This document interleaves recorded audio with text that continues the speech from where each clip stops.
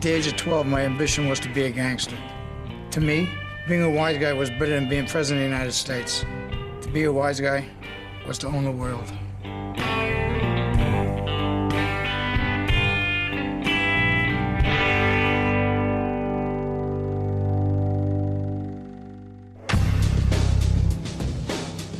This is Henry Hill. Henry spent half his life running with one of the most violent mafia gangs in America, having to do whatever was asked of him to survive. His life in the mob was made infamous by Martin Scorsese's gangster classic, Goodfellas. Goodfellas is widely regarded as the most unflinching portrayal of life in the mafia ever made. And this scene of a brutal mob slaying actually happened in front of Henry Hill.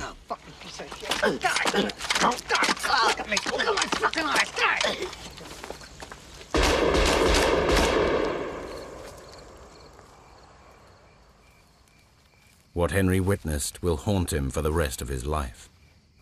We used to turn my fucking stomach, you know. And I mean, I lived in fear every fucking day of my life. But Henry's real life in the mob was far more vicious than Goodfellas could ever portray. It's extraordinary. I don't know what kind of a person it makes you become. I was fucked. I was literally fucked, you know what I mean? And where the movie ends, the darkest part of Henry's life began. That's when life really became insane.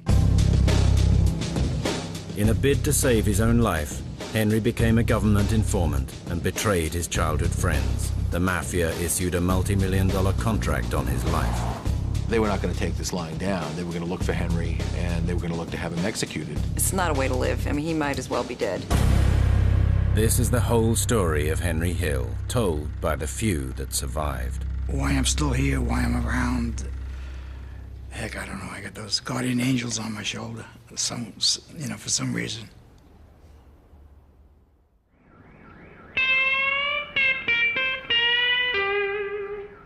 This is Pine Street, Brooklyn, New York, childhood home to Henry Hill. During the 1950s, this was a thriving, tight-knit immigrant community. It was a middle-class, blue-collar neighborhood. You know, everybody knew everybody on the fucking block, and, you know, they knew everybody's cousins and uncles and where the fuck they came from. Henry was one of 7 siblings born to an Italian mother and a hard-working Irish father. I felt out of place at home, and I was always getting in trouble with my father. I mean, I could never do the right fucking thing. He would do things that would invoke the anger of my father. He used to kick the shit out of me all the fucking time. And, but I deserved it. You know, I mean, I really did. I mean, sometimes I used to do it to spite him, you know what I mean? Just to fucking spite him.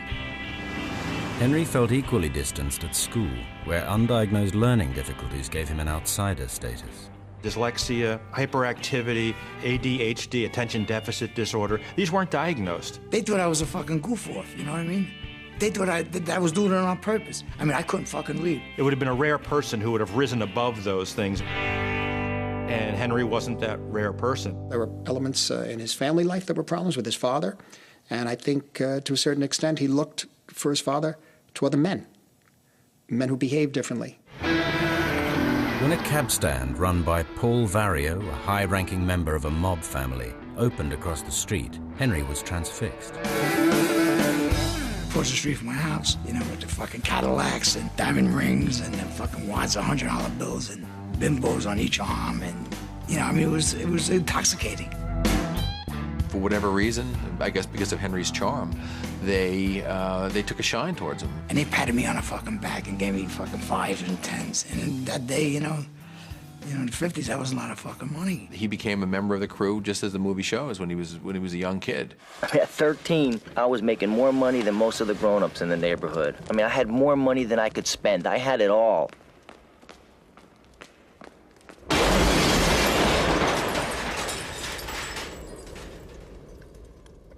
One day, some of the kids from the neighborhood carried my mother's groceries all the way home. You know why? It was out of respect. Behind him, an inferno erupts, as if he's in hell, basically, because that's where he's going, ultimately. When he first started earning money and he would try to give gifts to my mother and my father, they would never be accepted, not $1. So he would try to demean, well, I make more in a week than you make all year, you know, during a holdup or robbery or whatever. These things broke my parents' heart. I thought it was a fucking game, you know. Here, take this fucking pistol, shoot that fucking window a couple of times, you know. ping, ping, ping. I mean, it was exciting. You know, it was intoxicating. Henry didn't realize he was becoming involved in one of the New York Mafia's most violent crews, run by Paul Vario, a capo or captain in the Lucchese crime family. He treated me better than he treated his own sons. I mean, I love the guy, you know what I mean? I did. Paul Vario was probably one of the most frightening people I've ever been around. He had an aura of menace about him that was quite remarkable, but the Paul Sorvino characterization didn't pick it up at all. In Goodfellas, Paul Vario was played by Paul Sorvino. The portrayal was of a brooding fatherly figure. In reality, Vario was capable of acts of brutal violence. It was on these streets that Vario would reveal his true nature to an impressionable Henry Hill. Must have been 12, 13 years old, and took the fucking baseball bat out of the back of the fucking car, walks in the fucking bar, and I could see it, you know, from where I was. And he starts hitting the fucking barmaid with his fucking baseball bat. I mean, beating the shit out of this fucking woman, you know, broke a fucking collarbone. She ratted on him that he was going out with it, you know, to his fucking wife or some bullshit, you know, it was just, you know, stupid shit like that. But I mean, fucking holy fuck, because, you know, I never seen that part of him, you know, at that point. You know, and then I started to realize, you know, these fucking guys are fucking gangsters. Yeah, I mean, you know, but, you know, I kind of knew, and I didn't want to know. I knew when I didn't want to know, you know what I mean? I didn't want to see it. Sometimes I had to see it, you know. Once I crossed that line as a kid, I didn't want to go back. I was spoiled, I was greedy, you know, I think back sometimes, you know, why did I stay? Through Paul Vario, Henry would befriend Jimmy Burke, a gangster far more unstable and psychotic than Goodfellas could ever show. The film actually kind of softened him up. I wouldn't want to see what he was capable of. Let me put it that way. Together they would pull off an audacious heist that would finally earn Henry the underworld respect he craved. It's my fucking, it's my payday, you know? This is Henry Hill. His early life in the Mafia was the basis for Martin Scorsese's gangster classic, Goodfellas. You know, it's very hard for people in that world to make a straight living. It's very hard for them to do it. It's like an addiction. Craving money and power, a teenage Henry Hill had chosen to run with one of the most violent Mafia gangs in New York, run by Paul Vario, a capo in the Lucchese crime family. It's a very evil environment where people are concerned about what their next score is going to be and whether they're going to get killed. Through Vario, Hill would meet two of the most psychotic gangsters in New York, far more brutal than the movie could ever portray. Tommy was just a fucking loose horse, a fucking homicidal fucking maniac. While showing Henry the path to underworld respect, they would entrench him in a violent life that he would never escape.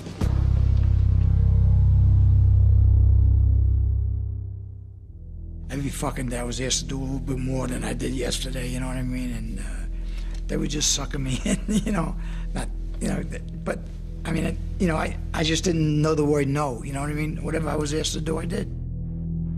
Sensing his inevitable fate, Hill made his first of two ultimately doomed attempts to escape the clutches of the Mafia. I figured, fuck it, you know, let me join the army. Maybe these fucking people will leave me the fuck alone, you know what I mean?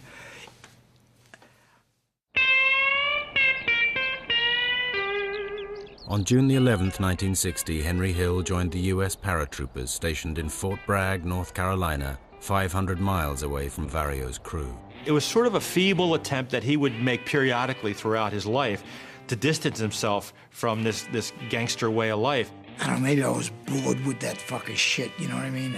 You know, I was ready to move on in my life and didn't know how. However, Henry's life of crime was already far too ingrained. It's very hard for people in that world to live what you would say a more straight existence. I got in a lot of trouble in the army. I had a couple court-martials, you know, drinking and just fucking carrying on, fighting the Marines. He started to resume some of his criminal activities that he learned in Brooklyn, such as gambling, shylocking. He was lending people money. After spending 2 months in a military stockade for fighting and stealing a sheriff's car, Private Hill was discharged from the U.S. Army.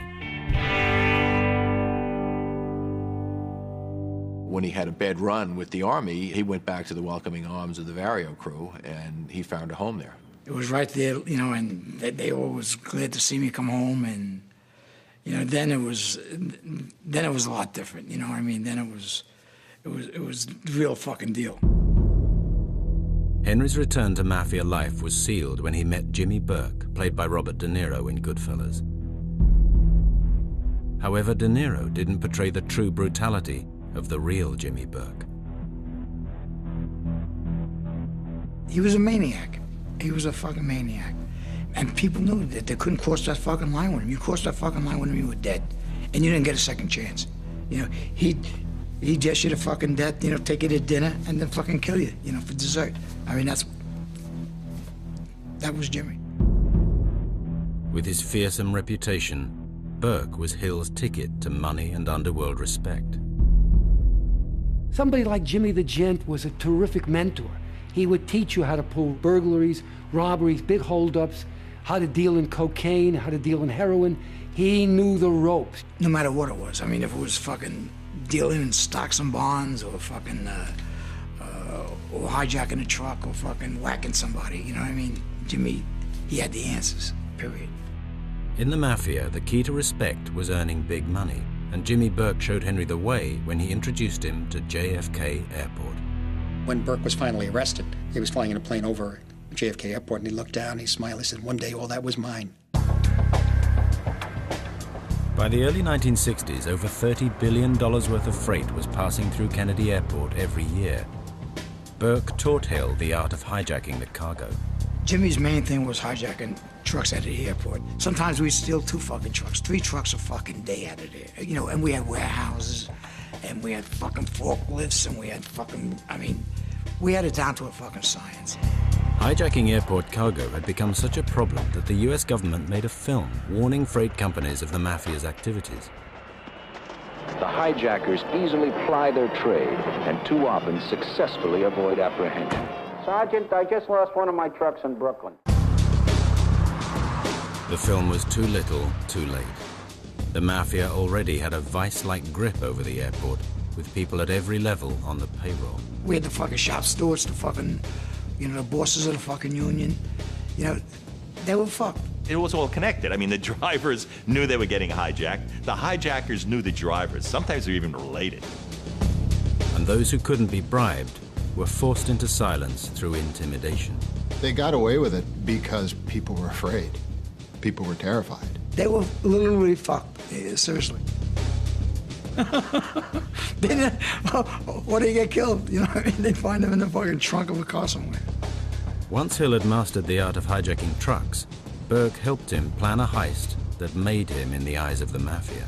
It was a major deal, and I think that in that sense, Henry earned respect. In 1968, Hill learned through an airport insider that $500,000 in cash was being stored at the Air France depot at Kennedy Airport. But there was a problem. Hill informed his mentor, Jimmy Burke, about a straight-shooting guard who stood in between them and the cash. Together, they hatched a plan to relieve the guard of his keys. The way they did it, they spent many weeks looking over the guy who was in charge of this operation and found out what his weaknesses were. And as I recall, his weakness was pornography and prostitutes. After getting the guard very drunk, Hill and Burke drove him to a motel where the hooker they had hired was waiting. Because the guard hasn't a clue. And he takes his pants off, and then so, of course, boom, they pull the keys, make a copy of the key, put the keys back in the guy's pants. Now, he goes back to work the next day, but they have the key to the Air France safe. On the 8th of April 1968, Henry Hill stole over $400,000 from Air France.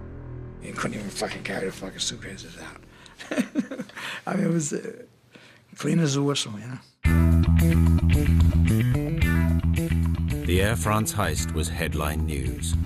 Obeying mafia law, Henry split the haul with the Vario crew. There is no greater gift you can give one of those guys than $500,000 in stolen money. Money talks in that business, and if Henry was going out and sharing the loot with others, then they were going to respect him. I mean, that just sealed it, you know? I mean, no matter where the fuck I went, you know, they were just, you know, fucking red carpet for me too, you know? The Air France job earned Henry the underworld respect he had craved since adolescence. And with respect came the keys to the city. We could do any fucking thing we wanted to do in that whole fucking city. I mean, we owned the city. I mean, we were princes of the city. We were. No matter where the fuck we went. He can go anywhere. It's like a magic carpet. He could just go anywhere he wants. You know, he could fly through the world. Henry showcased his newfound wealth at the notorious mob hangout, the Copacabana. To be able to go to the Copacabana, this was a major height of, I think, sophistication. Go sit down at the fucking table in the Copa, and Sammy Davis come over and sit down and have drinks with you. Sinatra come over to the fucking table while he was there, you know. I mean, it was fucking wild. It was chaotic. Henry was riding high. But when he met Karen, played by Lorraine Bracco in Goodfellas, he was forced to question his mobster lifestyle. She didn't know what I did in the beginning. You know, she knew that, you know, I kind of, you know, I thought I was a union delegate, you know. And she was apart from that world that I was in with. Henry and Karen married and moved to this leafy suburb in Long Island. Now Henry made his final attempt to escape the clutches of the Vario crew.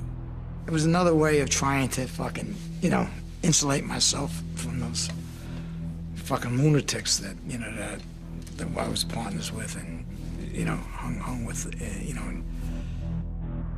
Desperate to become legitimate, Henry bought the Suite, a supper club in Queens, New York. It looked for a moment like he might actually become a restaurateur and a bar owner. That lasted just a matter of months. He just couldn't, he was drawn back in. They just fucking followed me, you know. And the place, you know, the place thrived and became fucking headquarters. Within months, the Suite was a mob hangout full of the people Henry had tried to escape. One of the regulars was Tommy DeSimeone, played by Joe Pesci in Goodfellas. Tommy was just a fucking loose horse, a fucking homicidal fucking maniac, you know. The film actually fucking, you know, kind of softened him up. It gave him enjoyment to break somebody's wrists, murder somebody, beat him up with a bat. Yeah, he was actually a psycho, and then he was fucking strung out on coke constantly. Tommy would end Henry's attempt to go legit by committing a savage murder inside his club. One night, it was really late, and a guy by the name of Billy Batts was in there. He was a made organized crime figure, very important kind of guy. Jimmy and Tommy just fucking beat his fucking head in. We had, you know, there was an area where we had a slave floor, you know, and Tommy beat him so fucking hard that the pistol fell apart. You understand? Yeah. Get the door!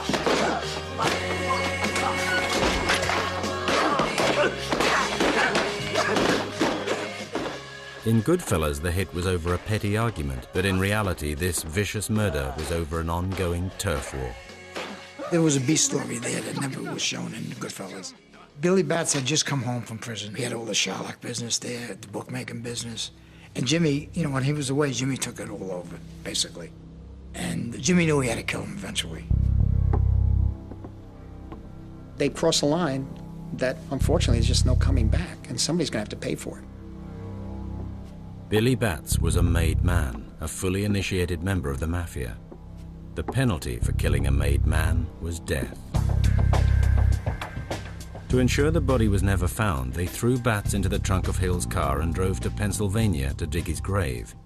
On the journey, Hill made a chilling discovery. Batts wasn't dead. It was sickening. It was fucking sickening. It was actually sickening, you know? You know, and then we opened the fucking trunk, and, you know, he looked at me, he says, Henry, you know, and he just backed the fuck up, you know. They didn't actually shoot him. They just fucking Tommy just stabbed him 30 or 40 fucking times. Fucking horrible. That ended Henry's ever being able to walk away. It was over. I mean, the Suite was gone. He was now the participant in a homicide. And his bond now was to those with whom he had done the homicide. I was always there to do what I had to do. But yet, you know, it used to turn my fucking stomach, you know. And I mean, I lived in fear every fucking day of my life. You know, I did, you know. I mean, I was no... you know, I didn't like the violence involved, you know, but, you know, if I showed any sign of weakness, I know I'd get fucking killed. Henry's dreams of escaping were over. He was back working in Vario's crew, having to do whatever was asked of him to survive. In 1972, a seemingly innocuous trip to Florida would result in his first incarceration. Ultimately, they just do one thing too many, and they think they're going to get away with it, and they're not. He and Jimmy went down to Florida to pick up some money that was owed. There was somebody had owed a lot of money to some organized crime guys. We snatched him out of the fucking bar and beat the fuck out of him, you know, smacked the shit out of him, pistol whipped him. My recollection is that we later found out the facts of that case and that they had chained somebody behind a car and dragged them for a good space. And but to Henry, that was just smacking somebody around a little bit. He paid the fucking money the next day. But his sister worked for the FBI. We didn't know that. On November the 3rd, 1972, following a successful FBI investigation, Henry and Jimmy Burke each received 10 years in federal prison on charges of interstate gambling and assault. Fucking, you know, no big fucking deal, you know. 10 years, I'll do 6 years, you know. I'll still be a young guy when I got out, sure enough. You know, then fucking prison was a fucking joke. You know, when you think of prison, you get pictures in your mind of all those old movies with rows and rows of guys behind bars. But it wasn't like that for Wise Guys. It really wasn't that bad, except that I missed Jimmy. He was doing his time in Atlanta. Benny, give me 2 steaks while you're in there, all right, John? Sure enough, she goes in a building. I mean, everybody else in the joint was doing real time, all mixed together, living like pigs. But we lived alone. We give the impression of it being breezier than it was. To add to the irony of it, with the music that's playing and that sort of thing and getting the lobsters. But this was what we had guards who told us this is the reality too. I mean, it was all there. It's all there. I mean, there's certain people who were privileged. Hill's privileges were paid for by bribing the guards, and that meant earning on the inside. Hill turned to fellow inmate Paul Mazzy, who showed him how much money could be made dealing narcotics. They used to joke to us, you fucking stupid fucks, you fucking around with trailer trucks, we'll fucking give you 2 shoeboxes full of fucking heroin, and it's 10 times as much money as you make off 10 fucking trailers. You know, sounds like a pretty fucking good idea. That starts to eat away, and money always corrupts. Corrupts the corrupted. It was a turning point for Henry. By selling narcotics, Hill was breaking a sacred mafia edict that was punishable by death. The reason that they have the edict is not because they have any moral compunctions about the use of narcotics or selling narcotics. It's because the experience going back to the 50s and 60s is that drug dealers turn on the higher-ups, and the higher-ups in the organized crime families wanted to ensure they wouldn't be the victims of their underlings who got caught selling drugs. It was too easy, you know what I mean? Henry was now concealing his part in Billy Bat's death and his drug dealing from his mob bosses, and he was getting hooked on the drugs he was secretly selling. The high life was slipping away. I was fucked. I was literally fucked, you know what I mean? Mere months after his release from prison, Hill would become involved in the biggest cash robbery ever committed on American soil. That's when life really became insane. What should have been his defining moment would mutate into an orgy of violence, murder, and ultimately betrayal. I was a dead man walking, and I knew it. By the time Henry Hill was released from prison, his life in the mafia was spiraling out of control. That's when life really became insane. He had been involved in the execution of initiated mafia member Billy Batts and had started dealing drugs. He knew when the mafia finally found out, he was a dead man. They were gonna kill me. Or kill my wife, or kill my kids. And in 1978, Hill and mafia mentor Jimmy Burke pulled off the notorious Lufthansa heist, a robbery that spawned a vicious killing spree and ultimately led to Henry Hill's cold-hearted betrayal of the mob. You didn't get me, motherfucker. No, I got you.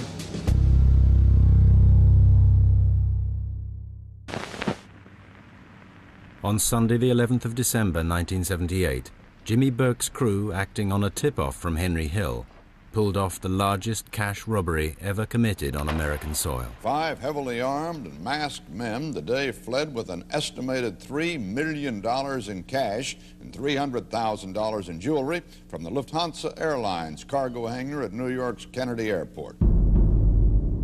The robbery was front-page news across America. the actual figure stolen would rise to $5 million in cash and $1 million in jewels. The news of the robbery was not only on the radio, but it was television. Of course, the tabloids splashed it across the front page, and it was huge news. Everybody in the fucking city knew it was us. The whole fucking, I mean, there wasn't a wise guy that didn't know that we didn't do it. You know what I mean? And the fucking feds knew it too. Within a day or two, law enforcement knew for sure, based on what their informants were telling them, that it was Jimmy Burke's crew that had carried out the robbery.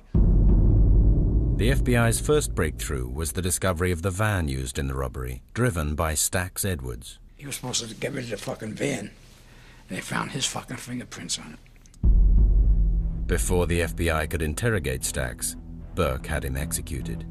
The killing spree had begun. It was very hard to develop evidence in the Lufthansa case because people who were involved started turning up dead. The FBI put the entire Vario crew under surveillance. It wasn't long before they started giving themselves away by showing off their newfound wealth.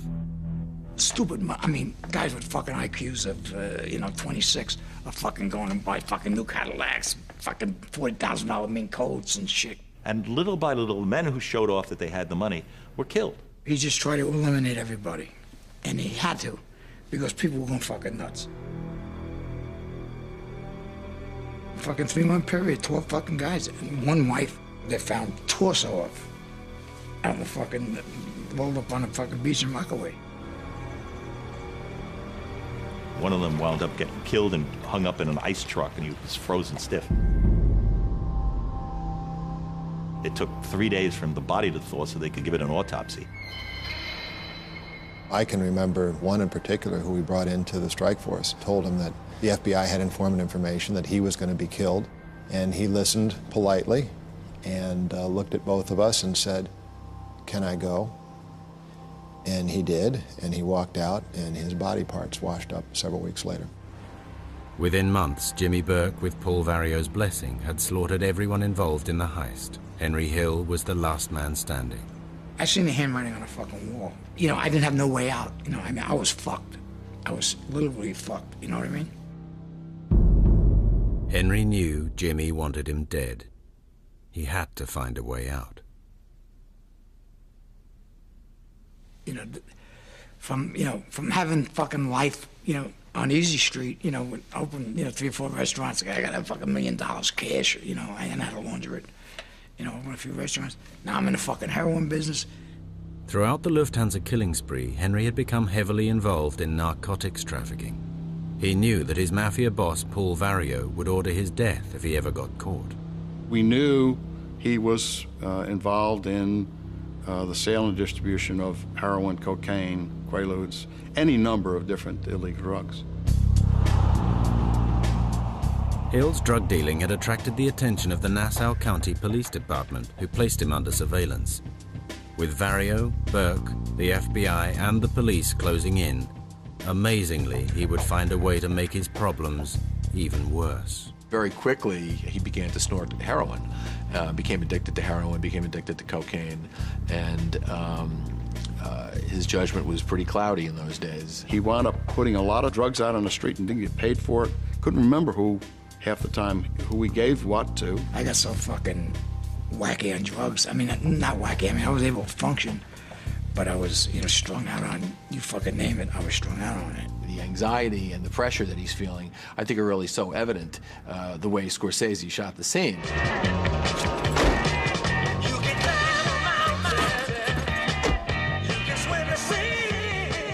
I was going to be busy all day. I had to drop off some guns at Jimmy's to match some silencers he had gotten. I had to pick up my brother at the hospital and drive him back to the house for dinner that night. And then I had to pick up some new Pittsburgh stuff for Lois to fly down to some customers I had near Atlanta. They got more and more out of control. And there's no way it's going to slamming up against the wall. Everything's going to crash. Oh, fuck. I mean, it was totally fucking insane. Totally fucking insane. He had eluded us in so many different directions, and I was ready for it to be over. Finally, after 41 days of surveillance, Nassau County Police Department swooped and arrested Henry Hill. the little fucking lights went on, and the fucking, the blue lights and the red lights, and fuck, oh God, He got caught. He got caught. The guy who thought he would never get caught, they'll get you. Henry was taken in for questioning, but the police hadn't found any drugs. The stroke of luck they were looking for came in the shape of Henry's girlfriend and drug partner's relaxed approach to domestic hygiene. They went in the fucking house and fucking vacuum cleaned the fucking walls, all this fucking heroin, coke. They said you could have stayed hard for a fucking year just so the shit was on the wallpaper, And I said, gotcha. With overwhelming evidence against him, Henry Hill was facing 25 years to life in prison. And he was a marked man. His drug dealing meant Vario wanted him dead, and former friend Jimmy Burke knew that as the last man alive with inside knowledge of the Lufthansa heist, Henry could lead the feds to his door. Nobody at that point had any faith that Henry was going to keep his mouth shut. I knew Paulie was going to whack me, Jimmy was going to whack me, It was so fucking crazy, He could have counted the days before he was killed. But the FBI offered Henry a way out. In return for his inside information on the Lufthansa heist, he would receive immunity on the drugs charges. So he was an easy case. I mean, he was facing 5-7 life sentences. Henry had no option but to break the most important mafia rule of all: never rat on your friends. He loathed himself for having turned, because his entire life had been based in a world where becoming a rat is the worst thing you could possibly be. I was becoming a rat, you know what I mean? A fucking stool pigeon. And, I just couldn't even fantasize, There was a time in my life that I would have put a fucking gun in my fucking mouth and, blew my fucking brains out before I become a fucking rat, you know what I mean? On the 22nd of May 1980, Henry Hill agreed to cooperate with the FBI. This is where the movie Goodfellas ends, but where a 25-year mafia manhunt and Henry's descent into self-destruction began.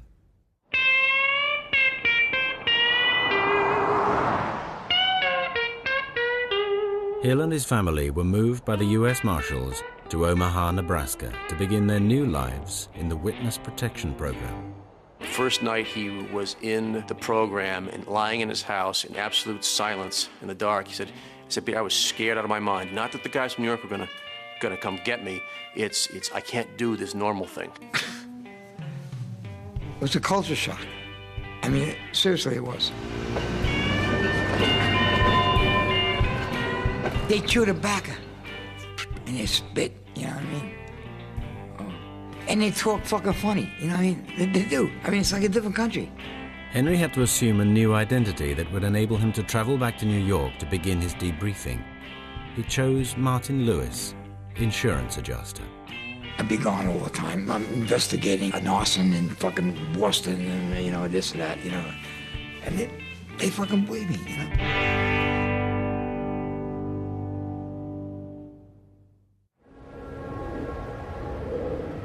In New York, Hill began his debriefing about the Lufthansa robbery so the FBI could finally get to Jimmy Burke and Paul Vario.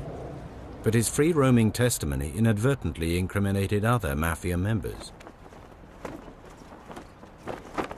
I just told the fucking truth, and every time I told the truth, it opened another fucking can of worms, and, and it started another investigation and another fucking case, and I had no idea that this was going on. We were able to make some significant cases and develop all sorts of other evidence that led to other investigations and prosecutions. And then I said, well, you gotta go on a stand. And I said, no, I didn't make that fucking deal with you guys. Well, you don't want to fucking stand, Hill was forced to take the witness stand and come face to face with the mafia bosses he was betraying. It was tough. I mean, looking at these fucking guys, you know what I mean? These bosses of bosses and shit, They were absolutely the highest quality targets that we had in the most difficult cases that we had, and Henry was an extraordinarily valuable witness.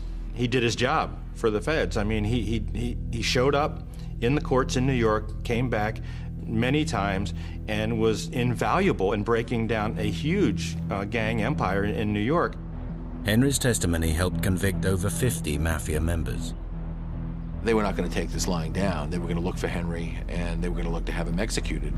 Back in Omaha, Henry began to spiral out of control. Part of him wanted to mess up and punish himself, so he was becoming extremely self-destructive. I couldn't live with myself. I mean, I just, I should take a bottle of Stolies and fucking drink it every night, you know what I mean? He was a total coke freak, pill freak. I mean, he was on everything that he could take. He would ingest anything. In between trials, the FBI was continuing to debrief Hill about Lufthansa, as he was the last surviving witness. We were running through the robbery and where he was during the robbery, and Henry said, well, I was in Pittsburgh. Ed or I said, well, what were you doing in Pittsburgh?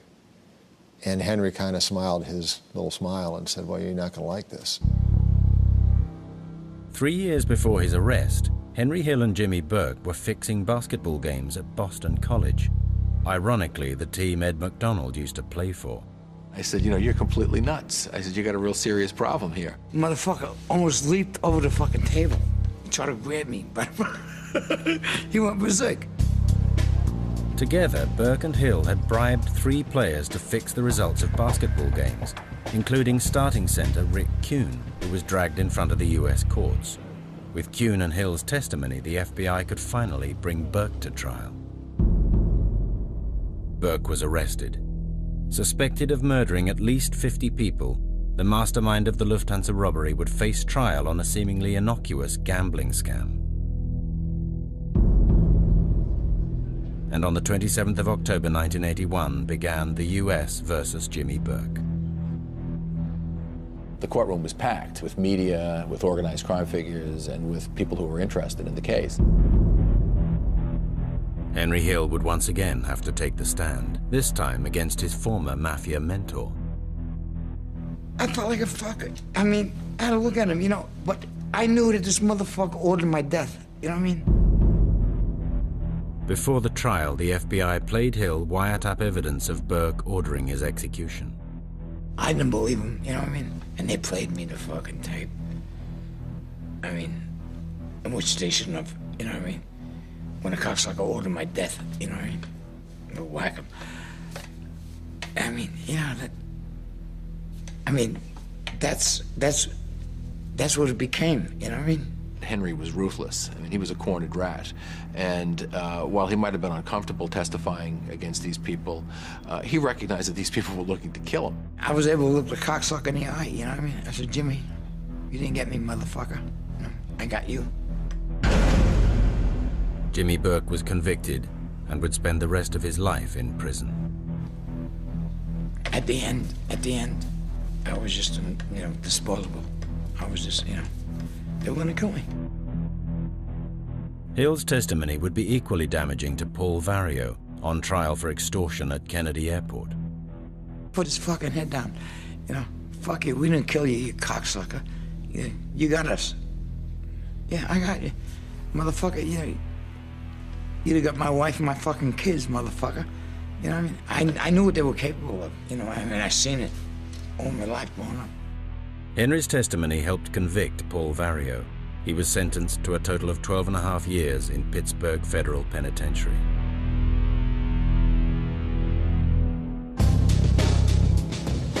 Behind bars, Jimmy Burke organized a relentless campaign to have Hill found and executed.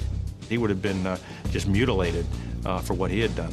Henry Hill would spend the next 25 years running for his life.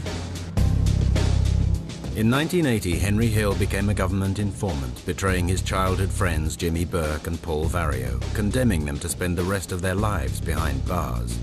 I beat them to the punch. You know what I mean? I did. Burke had issued a multi-million-dollar contract on Henry Hill's life. There would be plenty of takers. They were gonna kill me. Or kill my wife, or kill my kids, or, anything to get to me. They would all love to make their bones killing Henry Hill.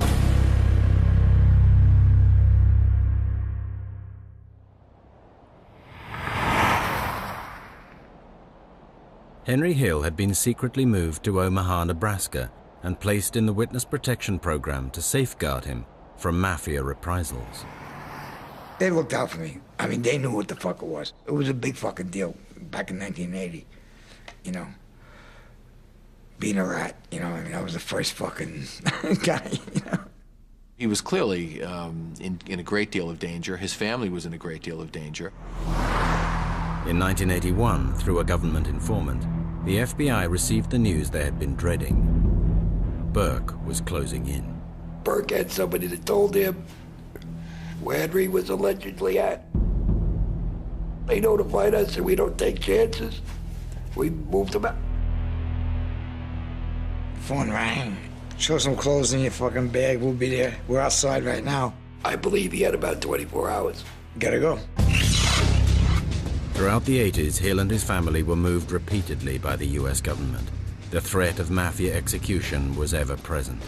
He was in a great deal of danger, and this contributed in many ways to his alcoholism and his drug addiction. He became highly addicted to cocaine and heroin and you name it. And Henry's drug addiction was about to lead him into the arms of the mafia.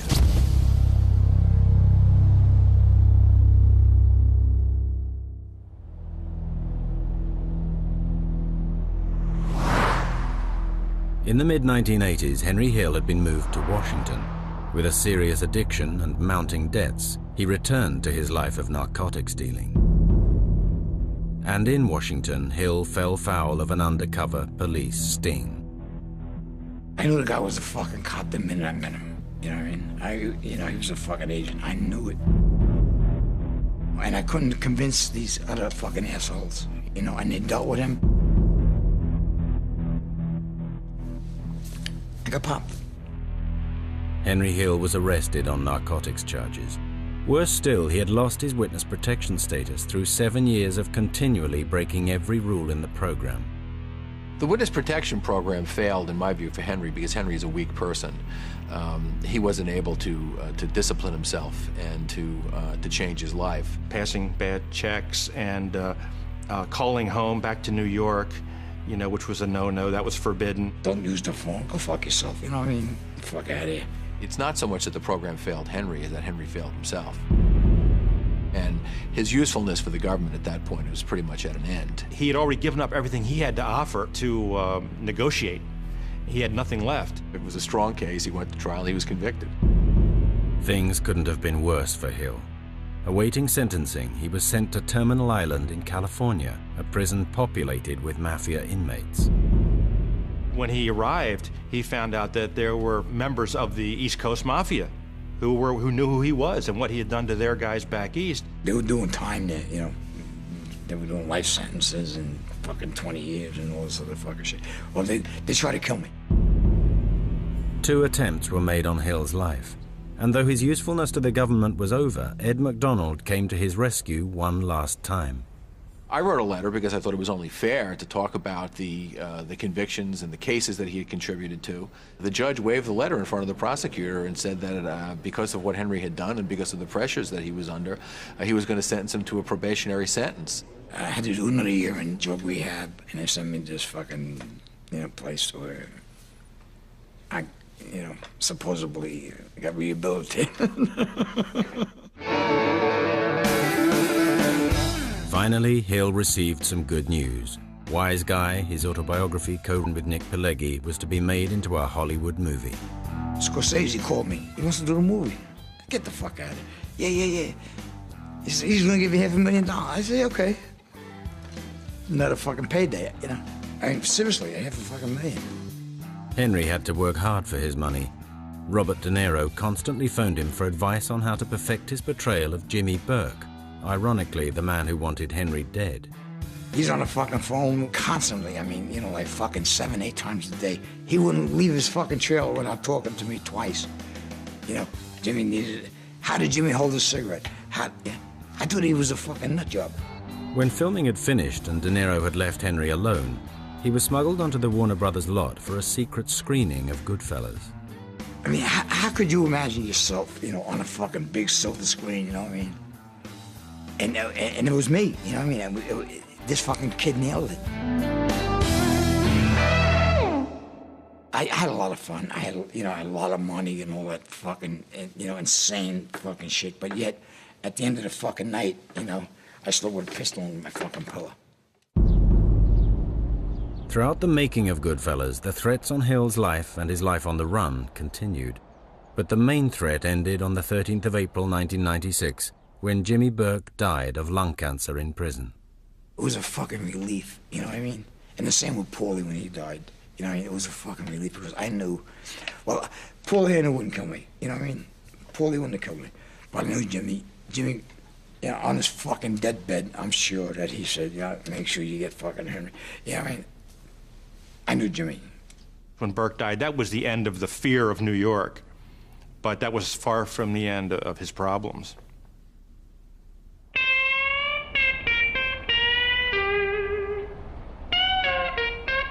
Today, Henry Hill lives in the Midwest. He and Karen are divorced.